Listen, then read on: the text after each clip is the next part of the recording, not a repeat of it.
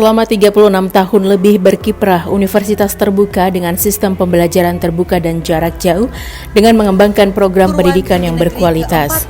Selama 36 tahun lebih berkiprah, Universitas terbuka dengan sistem pembelajaran terbuka dan jarak jauh mengembangkan program pendidikan yang berkualitas, meliputi program bergelar dan program tidak bergelar.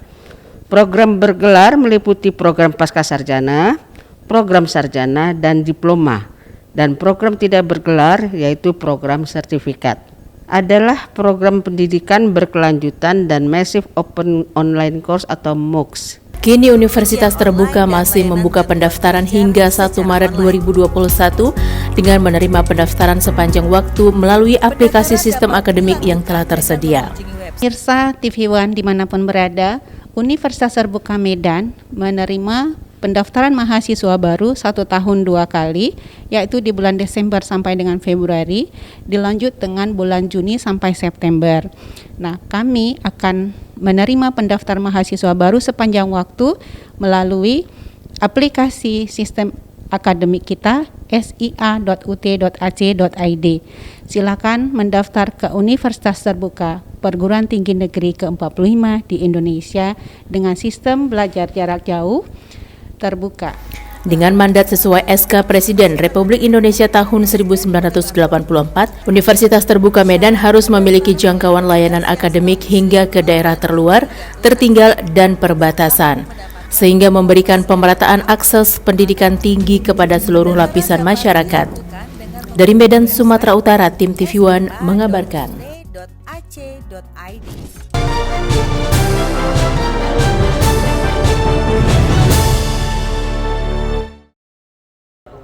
Dalam memilih jasa impor yang terpercaya sekaligus memberikan kemudahan dan kepastian bagi pelanggan dalam melakukan transaksi dari supplier di luar negeri terutama negara Cina. Importir.org merupakan jasa import barang. Saat ini telah mengimplementasikan suatu sistem pembayaran online bagi pelanggan melakukan pembelian produk secara online dengan menggunakan pilihan sistem pembayaran dari Visa atau Master, di mana proses pembayaran order melalui importir.org menjamin aman dengan menyediakan keamanan penuh setiap pelanggan dan kebebasan untuk belanja online, tanpa rasa khawatir mengenai kemungkinan pencurian informasi kartu kredit. Importir.org yang telah memiliki 3 cabang di Indonesia, yakni Tangerang, Bandung, dan Medan, telah mendapatkan perizinan dari Bea Cukai sehingga proses pengiriman barang dari Cina ke Indonesia menjadi lebih mudah.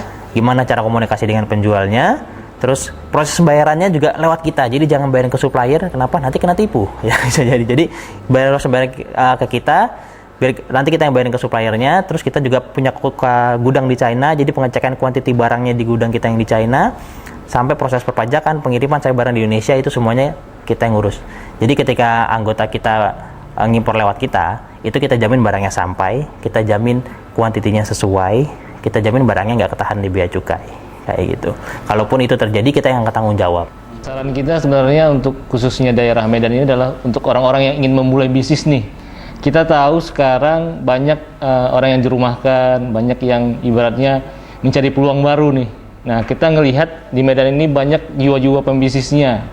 Harapan kita jiwa-jiwa pembisnis ini yang kita bangkitkan lagi. UMKM yang sudah ada, kita bantu untuk support bagaimana bisa memenuhi kebutuhan mereka lewat barang impor seperti itu.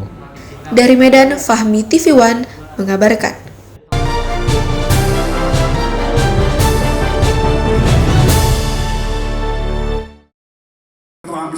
Dewan Pimpinan Daerah Angkatan Muda Pembaharuan Indonesia Sumatera Utara menggelar musyawarah daerah ke-7 yang berlangsung di Polonia Hotel Medan Jumat kemarin. Pelaksanaan musda kali ini diikuti 27 DPD di kabupaten kota yang ada di Sumatera Utara. Pada musyawarah daerah ke-7 AMPI Sumatera Utara, dibuka langsung oleh Ketua Umum AMPI Dito Aryo Tejo. Tentunya, pelaksanaan musda dengan mematuhi protokol kesehatan. Bagi seluruh peserta musda yang hadir wajib menjalani tes swab antigen di lokasi acara. Secara aklamasi melalui musyawarah daerah tersebut, Dewan Pimpinan Daerah Angkatan Muda Pembaharuan Indonesia Sumatera Utara David Luther Lubis kembali terpilih menjadi Ketua DPD AMPI Sumut periode 2021-2026 atau 5 tahun ke depan. Pada pelaksanaan musyawarah daerah ke-7 AMPI Sumut berjalan dengan lancar. Selain dihadiri Ketua Umum AMPI Dito Aryo Tejo, Ketua Dewan Pimpinan Daerah Partai Golkar Sumatera Utara, Musara Jeksa yang akrab disapa Ijek juga turut hadir dalam acara musda tersebut. Perpaduan baru buat Ampi Sumuk yang sama ini karakternya mungkin ya bisa dibilang keras, tapi di tangan Mas David, Ampi Sumuk hari ini bisa menjamah ke berbagai sektor yang lebih intelektual dan kreatif buat anak muda. Bahwa Ampi bisa tertib, bahwa Ampi bisa punya komitmen. Ampi yang saya bangun saat ini ke depannya, saya mau membuat paradigma ormas, paradigma UKP yang ada di Sumatera Utara ini, yang tadinya identik dengan premanisme, saya akan membuat Ampi itu lebih modern dan lebih intelektual. Ketua DPD Ampi Sumut David Luther juga berharap seluruh kader Ampi menjadi pemimpin di daerah masing-masing, sehingga Ampi kedepannya dapat membentuk dan menghasilkan sosok pemimpin yang dapat bermanfaat bagi bangsa dan negara. Dari Medan, Fahmi, TV One, mengabarkan.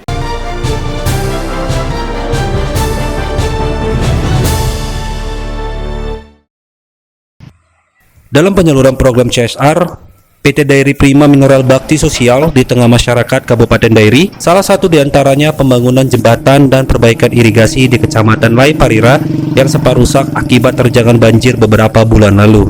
Dihadiri oleh pimpinan perusahaan dari PT Dairi Prima Mineral yang langsung dipimpin CO Direktur Operasional PT DPM, Mr. Chang Yong Kiang, dan pihak perwakilan Pemkab Dairi, Din Asisten 2 Pemkab Dairi, dalam kegiatan serah terima bangunan jembatan dan saluran irigasi yang dibangun pihak PT DPM di lokasi bangunan Jalan Lintas Lai Parira, Kecamatan Parongil. Jembatan penghubung beberapa kecamatan ini sempat putus akibat diterjang banjir. Dengan program CSR PT DPM, akhirnya jembatan ini kembali bisa dilintasi masyarakat. Selain itu, saluran irigasi yang sempat porak-poranda juga saat ini sudah bisa kembali mengairi ribuan hektar lahan persawahan warga setelah dilakukan normalisasi oleh pihak PT DPM. Menurut Mr. Chang Yong Kiang sebagai CO Direktur Operasional PT Dairi Prima Mineral, pihaknya akan terus menyalurkan program CSR di tengah-tengah masyarakat Kabupaten Dairi untuk kepentingan masyarakat. Sementara itu, Pemkab Dairi mengucapkan terima kasih kepada pihak PT DPM yang telah memperhatikan dan turut membantu pembangunan yang bersifat bantuan sosial di tengah masyarakat Kabupaten Dairi. Of PT DPM to repair this bridge. Social responsibility to private government and the local community to repair. Kita ucapkan terima kasih. Ini kan jalan akses yang dibuka menghubungkan beberapa kecamatan ke beberapa desa. Sekarang sudah bingung ini. Selama ini kan muter-muter di jalan alternatif. Bisa terbantu sekarang. Dari Kabupaten Dairi, Irfan, TV One mengabarkan.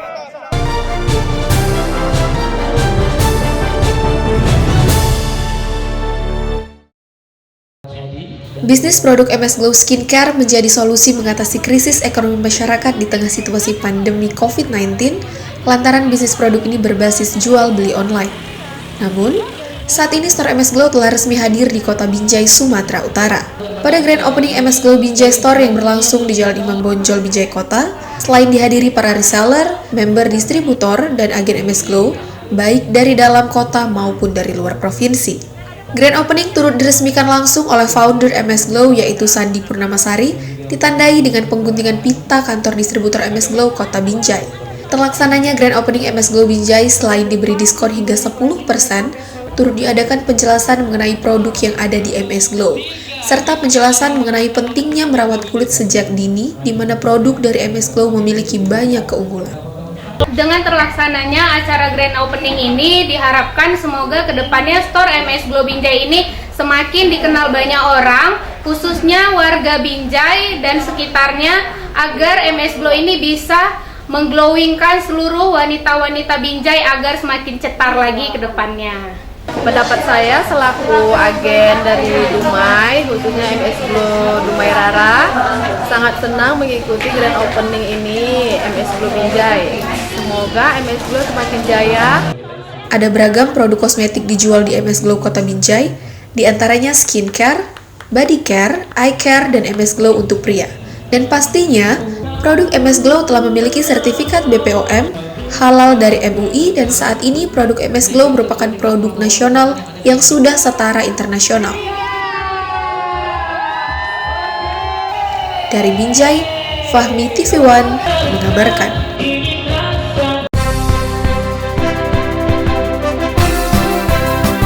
Saya Ibtu Donald Tampunang selaku Kapolsek Madinding beserta staf dan Bayangkari mengucapkan selamat ulang tahun terhadap TV One yang ke-13. Semoga TV One semakin jaya dalam menyajikan berita di tengah-tengah masyarakat. Dan jangan lupa taati tetap protokol kesehatan. TV One semakin jaya.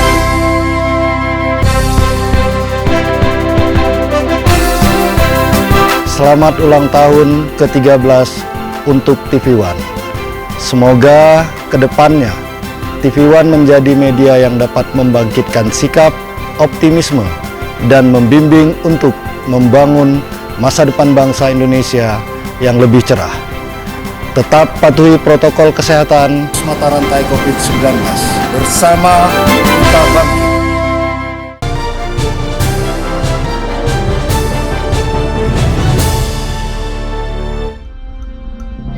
Pusat Misi Pemeliharaan Perdamaian Tentara Nasional Indonesia atau PMPP TNI beri kesempatan pertama kali kepada Batalion Infanteri 121 Macan Kumbang di Kabupaten Deli Serdang, Sumatera Utara, melaksanakan penugasan luar negeri dalam misi pemeliharaan perdamaian dunia di bawah naungan Perserikatan Bangsa-Bangsa. Dalam kunjungannya, Komandan PMPP TNI Maijen TNI Victor Hasudungan Simatupang menyampaikan menjadi pasukan perdamaian dunia maka harus dilakukan pre-recruitment mobile team di Yonif 121 MK dengan baik, sehingga menghasilkan prajurit-prajurit TNI yang handal dan mampu melaksanakan tugas selama berada di daerah misi. Satuan yang sekarang dipimpin oleh Letkol Infantri Eri Partahi Hamonangan Siregar, selaku Komandan Batalion Infanteri 121 Macan Kumbang, akan menjalankan misi perdamaian di MONUSCO, Kongo mewakili TNI dan Indonesia tahun depan. Pre-recruitment mobile team pasukan perdamaian dunia yang diadakan di Batalion 121 Macan Kumbang nantinya melaksanakan seleksi pada bulan Juli ini. Adapun beberapa materi yang diseleksi kepada prajurit Yonif 121 diantaranya tes kesehatan, psikologi, bahasa, serta pengetahuan mengenai proses komunikasi yang akan digunakan di daerah penugasan. Batalion yang terbaik saat ini yang telah ditunjuk oleh Bapak Kasat Jenderal TNI Andika Perkasa. Kami kesini untuk menyiapkan sedini mungkin agar satuan ini siap, personilnya siap untuk dilaksanakan seleksi yang akan datang.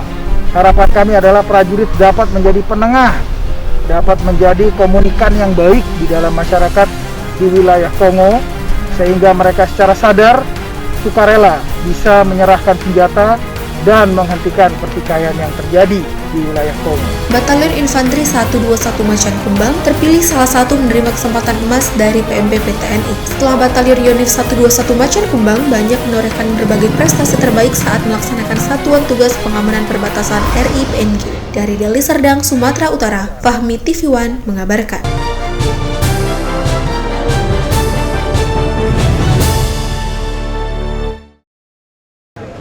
Investor asal Korea melalui PT Hanlim Energy Power akan membangun pembangkit listrik tenaga gas uap atau PLTGU di Batubara, Sumatera Utara. Pembangkit dengan kapasitas 2 kali 800 MW atau 1.600 MW tersebut diproyeksikan akan memenuhi kebutuhan listrik untuk kawasan industri terpadu Kuala Tanjung dan kawasan ekonomi khusus Semangke yang kedua-duanya berada di Kabupaten Batubara. Peletakan batu pertama PLTGU secara seremoni digelar di Desa Perupuk, Kecamatan 50, Pesisir Batubara, yang ditandai dengan penekanan tombol oleh Gubernur Sumatera Utara Edi Ramayadi dan Bupati Batubara Zahir serta perwakilan investor asal Korea. Pada tahap awal, kapasitas PLTGU yang akan dibangun sebesar 2 kali 800 MW dan diperkirakan akan rampung selama 36 bulan dengan nilai investasi sebesar 2 miliar US dollar. Nantinya daya listrik dari PLTGU tersebut akan dijual langsung ke perusahaan-perusahaan di kawasan industri terpadu Kuala Tanjung dan kawasan ekonomi khusus Semangke tanpa melalui PT PLN. Kita kekurangan energi. Inilah diawali untuk kita membangun ke depan. Kita membutuhkan sampai 5.000 megawatt. Saat ini masih jauh sekali dari harapan. Kita sudah berusaha untuk berbuat kepada PLN, tetapi kita kan tak bisa menunggu. Yang pertama ini doa masyarakat Batubara. Masyarakat Batubara punya doa yang bagus sehingga di sini akan dibangun banyak kawasan industri yang terbesar di Indonesia.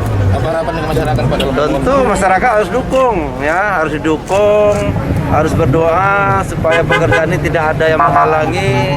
Jangan timbulkan isu-isu negatif sehingga investor banyak masuk ke Batubara. Terima kasih. Dari Batubara, Sumatera Utara, Jasa Manurung, TV One mengabarkan.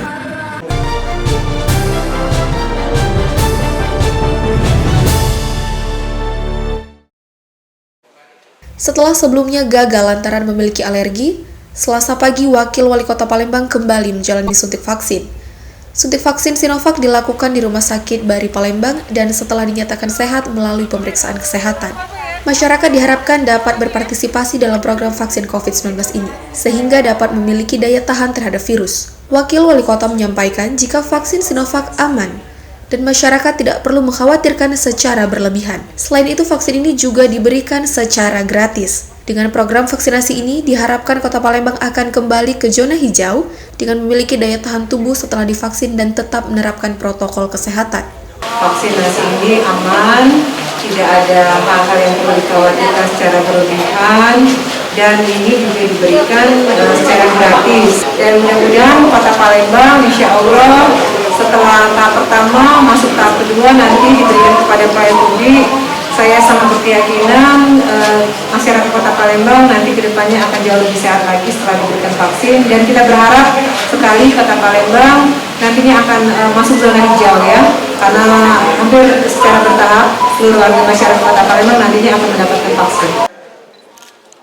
Kota Palembang sendiri pada tahap pertama sasaran vaksin sebanyak 14.403 orang, dan yang sudah divaksin dosis pertama 11.390 orang atau 77,4%. Sementara dosis kedua 5.398 orang atau 36,6%. Dan 72 fasilitas pelayanan kesehatan disediakan untuk melayani vaksinasi. 41 puskesmas, 26 rumah sakit, 4 poliklinik, 1 kantor kesehatan, dan 512 petugas vaksinator. Dari Palembang, Sumatera Selatan, Ganda Kopatra TV One mengabarkan.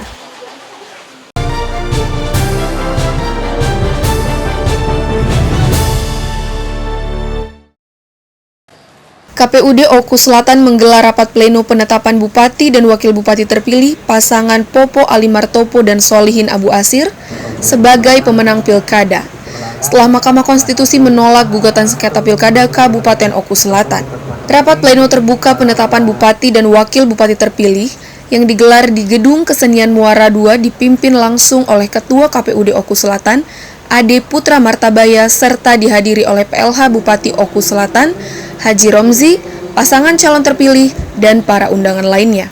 Dalam rapat pleno tersebut, ditetapkan pasangan Popo Ali dan Solihin sebagai Bupati dan Wakil Bupati terpilih Kabupaten Oku Selatan periode 2021-2024. Pasangan Popo Ali dan Solihin mendapatkan perolehan suara sebanyak 210.702 atau 96,16%. Setelah ditetapkan oleh KPUD Kabupaten Oku Selatan, pasangan Popo Ali dan Solihin akan dilantik oleh Gubernur Sumatera Selatan pada tanggal 26 Februari secara langsung di kantor Gubernur Geria Agung Palembang. Kita ketahui bersama bahwa tadi sudah ditetapkan bahwa pasangan calon Popo Ali dan Solihin Abu Asir akan ditetapkan sebagai katakanlah pemenang. Hasilnya yang tadi kita sama-sama dengarkan penetapan calon terpilih tadi, ya. Namun yang perlu jadi ini kita sebagai pasangan terpilih, angka 96,16% itu angka yang luar biasa. Dari Oku Selatan, Sumatera Selatan, Andi Salani TV One mengabarkan.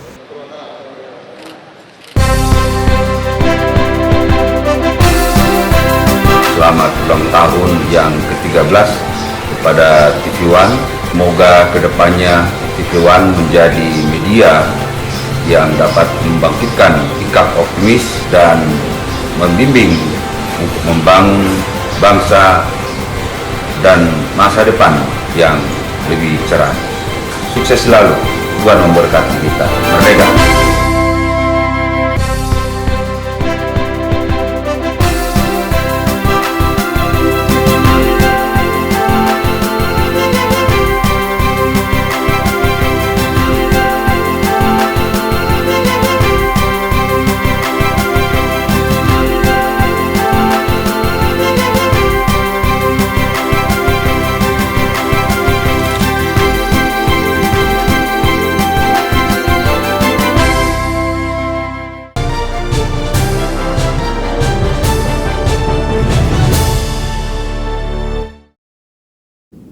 Gubernur Sumatera Selatan Herman Deru bersama Menteri Perhubungan Budi Karya Sumadi melakukan peninjauan langsung lokasi pelabuhan laut dalam Tanjung Carat di Kabupaten Banyuasin, Sumatera Selatan Sabtu pagi.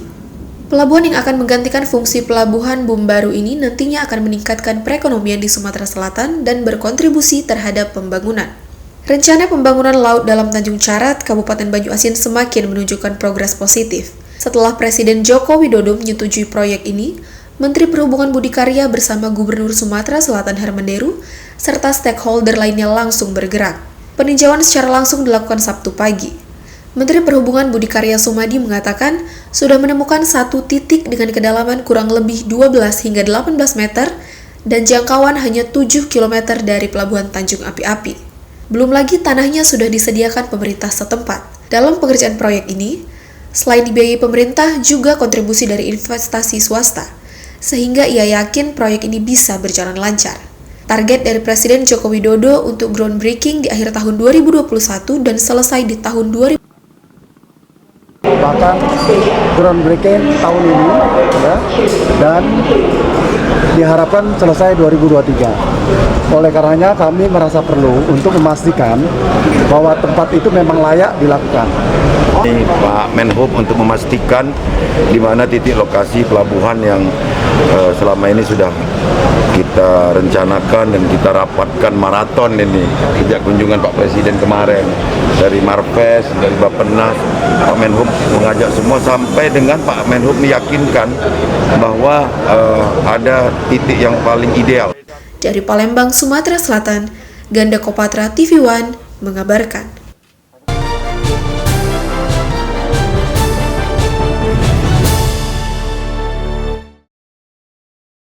Salah satu cara yang dilakukan untuk mempromosikan kuliner tradisional yang menjadi ciri khas budaya Melayu di Kabupaten Deli Serdang adalah dengan menggelar dapur tradisi Deli Serdang. Dapur ini memperkenalkan sejumlah makanan khas Melayu di Deli Serdang, dan konon katanya, makanan ini merupakan hidangan raja-raja dalam memperingati Hari Kebesaran Islam dan pernikahan adat Melayu. Dapur tradisi digelar tim penggerak PKK Deli Serdang bersama Dinas Kepemudaan Olahraga Kebudayaan dan Pariwisata atau Dispora Budpar Deli Serdang. Berlokasi di wisata Taman Buah Lubuk Pakam, acara berlangsung dengan penerapan protokol kesehatan. Di dalam kegiatan Dapur Tradisi Deli Serdang ini, Ketua Tim Penggerak PKK Deli Serdang Yunita Ashari Tambunan didampingi Wakil Ketua Tim Penggerak PKK Deli Serdang Sri Pepen Yusuf Siregar, Ketua Dharma Wanita Persatuan Herawati Darmin Zain menunjukkan sejumlah makanan khas Melayu yang merupakan makanan dapur tradisi Deli Serdang. Di antaranya kue kekaras, kue rasidah, kue tumpur banda, kue cucur, kue dange, gulai masam, bubur pedas, dan anyang pakis, yang keseluruhannya merupakan makanan khas budaya Melayu di wilayah Kabupaten Deli Serdang. Untuk mempromosikan kuliner tradisional Deli Serdang supaya dikenal masyarakat luas dan menjaga kelestarian warisan zaman dulu ya, dan eksistensi makanan tradisional daerah Deli Serdang, meningkatkan peran serta masyarakat khususnya kaum wanita dalam pelestarian kuliner tradisional Deli Serdang. Dari Kabupaten Deli Serdang, Irfan TV One mengabarkan.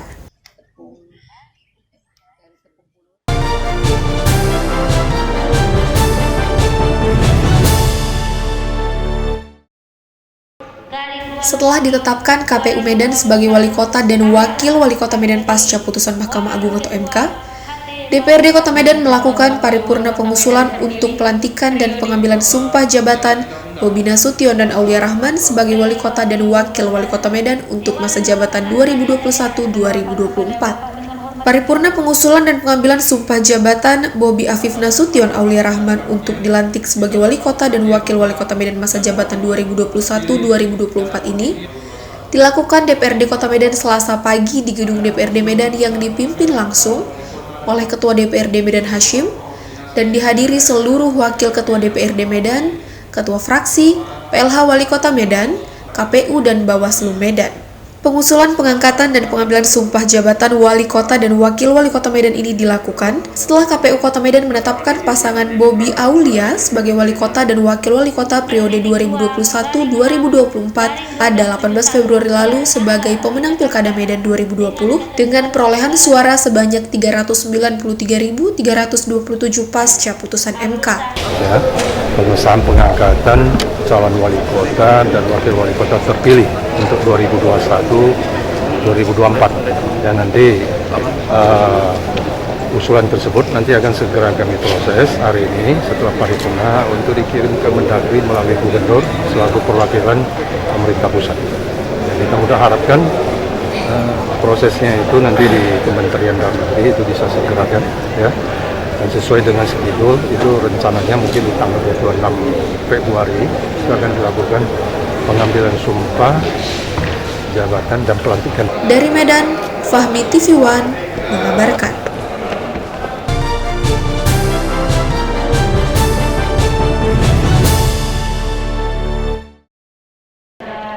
Usai dilantik sebagai wali kota Medan, Bobi Afif Nasution bersama wakilnya Aulia Rahman langsung menyambangi DPRD Medan. Bobi diberi kesempatan untuk menyampaikan pidato perdananya di hadapan para anggota dewan melalui rapat paripurna. Dalam pidatonya, Bobi menyerukan agar seluruh stakeholder untuk berkolaborasi membangun kota Medan. Dia mengajak seluruh pihak untuk sama-sama membangun kota Medan tanpa terkotak-kotak oleh egosentris, ego politik masing-masing kelompok, dan ego sektoral. Bobi juga berjanji akan menyelesaikan sejumlah masalah yang ada di kota Medan seperti janji-janjinya saat kampanye lalu. Salah satunya adalah penyelesaian masalah infrastruktur. Dirinya tetap optimis dan berjanji akan menyelesaikan masalah infrastruktur di kota Medan hanya dalam 2 tahun masa kepemimpinannya. Sebagai catatan, infrastruktur masih menjadi salah satu masalah yang selalu ada di Medan, mulai dari penanganan banjir, penyediaan jalan untuk mencegah kemacetan, pedestrian, hingga masalah transportasi umum. Hari ini Kota Medan berjalan menuju kota metropolitan yang maju dan mensejahterakan masyarakat. Ini harus terus kita dukung, ini harus tetap kita jalankan. Dan hari ini di pemerintahan ini, saya ingin sekali hal-hal ini dipercepat, hal-hal ini kita buat akselerasinya lebih baik lagi dengan pola pikir, dengan sistem kerja yang harus bisa kita sesuaikan dengan kondisi hari ini. Selain masalah infrastruktur, dalam program jangka pendek mereka, Bobi dan Aulia masih akan fokus dalam penanganan COVID-19 di Medan. Saat ini, mereka akan mengupayakan vaksinasi terhadap tenaga pendidik agar sekolah tatap muka bisa diterapkan ke depannya. Dari Medan, Sumatera Utara, Fahmi TV One mengabarkan.